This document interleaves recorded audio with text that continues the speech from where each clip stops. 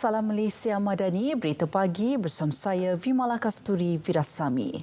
Ketegasan Malaysia membawa isu penindasan terhadap rakyat Palestin bukan untuk menjadi jago, sebaliknya menjadi tanggungjawab membela umat Islam. Perdana Menteri Datuk Seri Anwar Ibrahim berkata, umat Islam dicabar dan ia menuntut ketegasan semua. Beliau dalam ucapannya pada sidang kemuncak ASEAN dan Majlis Kerjasama Teluk GCC berterima kasih kepada Perdana Menteri Arab Saudi, Putera Mahkota Muhammad bin Salman bersama Pertubuhan Kerjasama Islam OIC mengambil inisiatif menyatakan pendirian jelas mengenai Gaza. Katanya ini soal keadilan serta maruah rakyat Palestin dan bukannya mengenai perkauman. Dan bila ada tindakan dari kumpulan-kumpulan Islam ke apa-apa itu dihebahkan.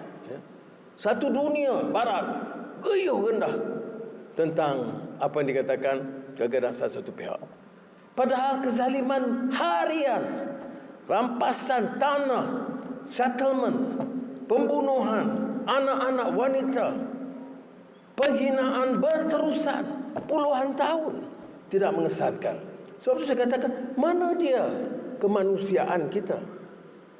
Mana dia yang dikatakan humanity kita?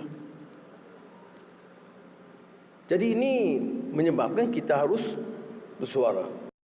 Beliau berkata demikian dalam Majlis Ramah Mesra Perdana Menteri dengan diaspora Malaysia di Riyadh, Arab Saudi. Sementara itu, rakyat Malaysia di Riyadh menyokong penuh usaha yang dilakukan Perdana Menteri demi kebebasan Palestin.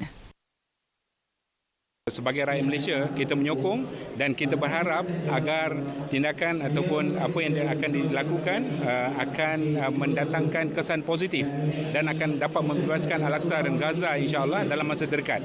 Rakyat Malaysia yang bekerja di Arab Saudi ini menyokong penuh usaha-usaha kerajaan Malaysia untuk membantu sebaik mungkin dan sehabis mungkin atas kesengsaraan yang dialami oleh saudara-saudara kita di Gaza dan di seluruh bumi Palestin. Usaha beliau untuk berbincang dengan negara-negara seperti Turki dengan Mesir untuk membawa isu Palestin dan penyelesaian demi keselamatan rakyat Palestin di Gaza dan di seluruh negara Palestin termasuk West Bank sendiri. So kita amat bersyukur yang beliau membuat usaha-usaha tersebut. Saya harap dengan apa yang dilakukan oleh PMX akan dapat memberi satu kebaikan lah kan, satu benda anjakan yang lebih baik lah insya-Allah. Dan saya sebagai seorang ibu, terutamanya bila melihat anak-anak kecil, para wanita kan, dilakukan sebegitu, memang sangat kecewa dan sangat bersedih hatilah. Dan saya harap kita sama-sama sentiasa berdoa agar masalah Palestin ini, isu Palestin ini akan berakhir dengan baik insya-Allah. Dalam pada itu, Perdana Menteri Datuk Seri Anwar Ibrahim sempat berkunjung ke pejabat pertubuhan Islam yang berpengaruh iaitu Rabita Alam Islami di Riyadh, Arab Saudi. Kunjungan beliau bersama Menteri Luar Datuk Seri Dr. Zamri Kadir disambut mesra Setiausaha Agung Liga Muslim Sedunia Sheikh Dr. Muhammad Abdul Karim Al-Isa. Perbincangan melibatkan isu serangan terhadap Palestin dan kesepakatan yang harus diambil pimpinan negara-negara Islam dan rangkaian ulama sedunia. Selain itu, turut dibincangkan berkaitan isu dakwah dan pendidikan Islam bersempena Muzakarah Ulama Antarabangsa yang akan dianjurkan di Malaysia kelak. Majlis Perundingan Pertubuhan Islam Malaysia MAPIM bersama Yayasan Al-Quds menyasarkan RM2 juta kutipan tabung kemanusiaan Palestin di Perak bagi membantu penduduk di wilayah Gaza.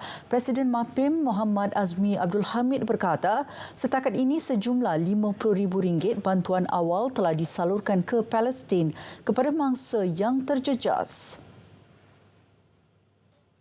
Bantuan tersebut meliputi penghantaran makanan, keperluan kebersihan dan bantuan peralatan untuk kerja-kerja penyelamatan di sana.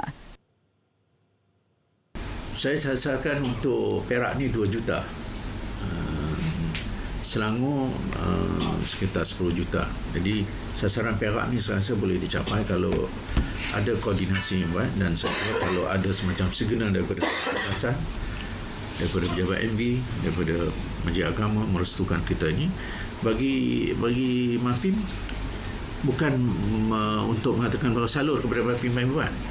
Yang pentingnya diorang kumpul dan putuskan nak salur ke mana, terpulang. Yang pentingnya cepat. Here in Malaysia, we in Al-Quds Foundation Malaysia, with cooperation with MAPIM and other NGOs, try to channel some food and some very necessary items to those are displaced and those injured in hospitals or in other places. So we have a campaign to collect 2 million ringgit.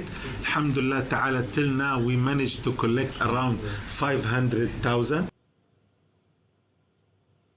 24 lelaki ditahan selepas dipercayai terlibat dalam insiden pergaduhan di stesen minyak dekat Bangan Ajam Butterworth pada Khamis. Dalam insiden tersebut, seorang remaja lelaki dipukul sekumpulan individu sehingga menyebabkan kecederaan. Ketua Polis Daerah Seberang Perai Utara ECP Muhammad Asri Syafiee berkata hasil siasatan mendapati punca pergaduhan disebabkan mangsa melakukan provokasi dengan membunyikan egsos motosikal. Tindakan tersebut menghasilkan bunyi bising dan pada masa sama satu upacara keagamaan sedang berlangsung. Kesemua suspek termasuk mangsa berusia 16 hingga 24 tahun. Seorang daripada suspek memiliki 2 rekod kesalahan lampau. Kes disiasat di bawah Seksyen 147 kerana merusuh. ASEAN selaku blok ekonomi kelima terbesar di dunia berupaya menarik lebih banyak pelaburan dari Asia Barat, khususnya Arab Saudi. Menteri Pelaburan, Perdagangan dan Industri Tengku Datuk Seri Zafrul Tengku Abdul Aziz optimis pertemuan Perdana Menteri Datuk Seri Anwar Ibrahim dengan beberapa syarikat besar di negara itu berpotensi meningkatkan pelaburan ke Malaysia. Kita juga di sini dapat menyaksikan peranan syarikat-syarikat Malaysia yang akan bekerjasama ber-JV dengan syarikat-syarikat tempatan di Saudi, syarikat besar di Saudi, supaya kita juga mengeksport kita punya knowledge dan capital untuk membantu pelaburan di Saudi juga. Ini menunjukkan GCC dan ASEAN lah, perdagangan dan pelaburan dua hala, bukan saja satu hala. Beliau ditemui pada program Ramah Mesra Perdana Menteri bersama diaspora Malaysia di Riyadh, Arab Saudi malam tadi. Naib Presiden UMNO yang juga pengerusi Majlis Pembangunan Ekonomi, Pelaburan dan Kewangan UMNO, Datuk Seri Johari Abdul Ghani dilantik sebagai penganjur Kolokium Pra-Kongres Ekonomi Bumiputra. Penganjuran kolokium itu bagi mendukung pelaksanaan Kongres Ekonomi Bumiputra yang dijadual berlangsung Januari depan. Untuk menganjurkan terlebih dahulu Kolokium Pra-Kongres Ekonomi Bumiputra dengan menggembling kepimpinan UMNO seluruh peringkat seluruh negara.